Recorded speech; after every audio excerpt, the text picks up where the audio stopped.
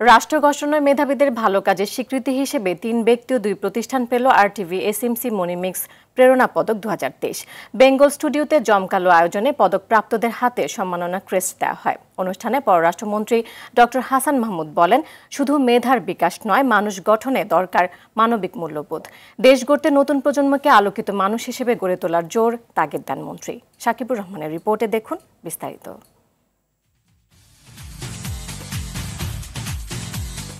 বছর জুড়ে বৈচিত্র্যপূর্ণ সব আয়োজন থাকে আরটিভির পর্দায়। 2018 সাল থেকে যাতে সংযোজন হয় আরটিভি এসএমসি মনিমিক্স প্রেরণা পদক। এবার অনুষ্ঠিত হলো তার 6ঠ আসর। পিছিয়ে পড়া জনগোষ্ঠীর শিক্ষা, স্বাস্থ্য, সংস্কৃতি এবং পরিবেশ রক্ষায় যারা অবদান রাখছেন তাদের সম্মানিত করাই যার উদ্দেশ্য। মাত্র 33 জন ছাত্রী নিয়ে আরটিভির কর্তা ব্যক্তিরা বলেন, সমাজের প্রতি দায়বদ্ধতা থেকেই বৈচিত্র্যপূর্ণ নানা আয়োজন করে আরটিভি। কাজের স্বীকৃতির মাধ্যমে অনুপ্রেরণা দেয় যার উদ্দেশ্য। বর্তমান সরকার 2041 সালের মধ্যে স্মার্ট বাংলাদেশ বিনির্মাণের লক্ষ্য নির্ধারণ করেছে। যে 4টি স্তম্ভের উপর দাঁড়িয়ে রচিত হবে স্মার্ট বাংলাদেশ, তার অন্যতম হচ্ছে স্মার্ট নাগরিক।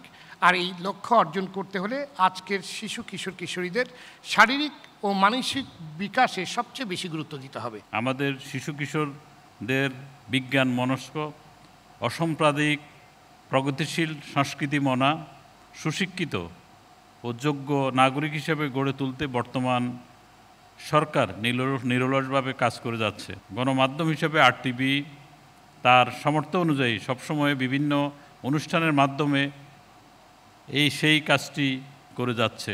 এই জাতীয় অনুষ্ঠানগুলির মধ্য দিয়ে সমাজ এবং দেশ একটা পরিবর্তন এবং উপকৃত হচ্ছে। আরটিভি মনে করে, যে সকল ব্যক্তি বা প্রতিষ্ঠান নিজস্ব উদ্যোগে শিশুদের জন্য সমাজ সেবামূলক কাজ করে চলেছেন, তাদের সেই আবেদনকে সবার সামনে তুলে ধরা গণমাধ্যম হিসেবে আমাদের দায়িত্ব। শুরু থেকে প্রেরণা পদকের পৃষ্ঠপোষকতা দিয়ে আসছে এসএমসি। এমন কাজের সঙ্গে থাকতে পেরে গর্বিত তারাও।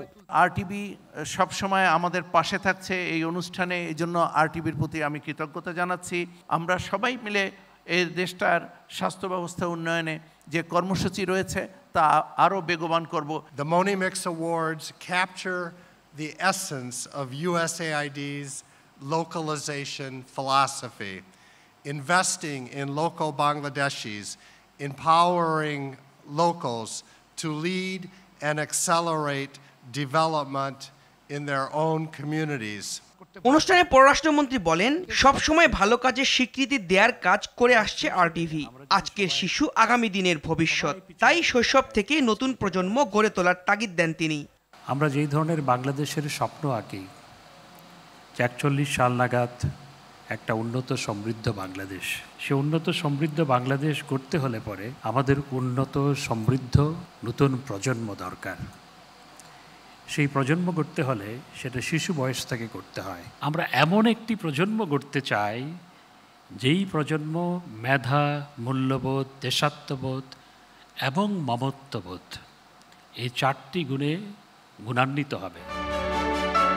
এবছর প্রতিষ্ঠান হিসেবে সম্মাননা পেয়েছে শিক্ষায় comrade Ratan Sen collegiate girls school, যারা দরিদ্র নারী গোষ্ঠীর উন্নয়ন ও শিক্ষা বিস্তারে কাজ করছে। এছাড়াও শিশু কিশোর সংগঠন রঙ্গমহল পেয়েছে আরটিভি এসএমসি মনিমিক্স প্রেরণা পদক। আর ব্যক্তি হিসেবে শিশু সাহিত্যে অবদান রাখায় পলাশ মাহবুব, অদম্য সাহসী তরুণী জহবি রহমান এবং বাংলাদেশের মুখ উজ্জ্বল করায় অদম্য মেধাবী মাইনুল ইসলামকে আরটিভি এসএমসি মনিমিক্স প্রেরণা পদক 2023 দেয়া হয়।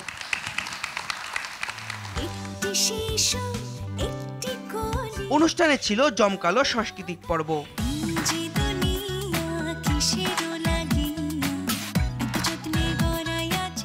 সাকিবুর রহমান, আরটিভি, ঢাকা।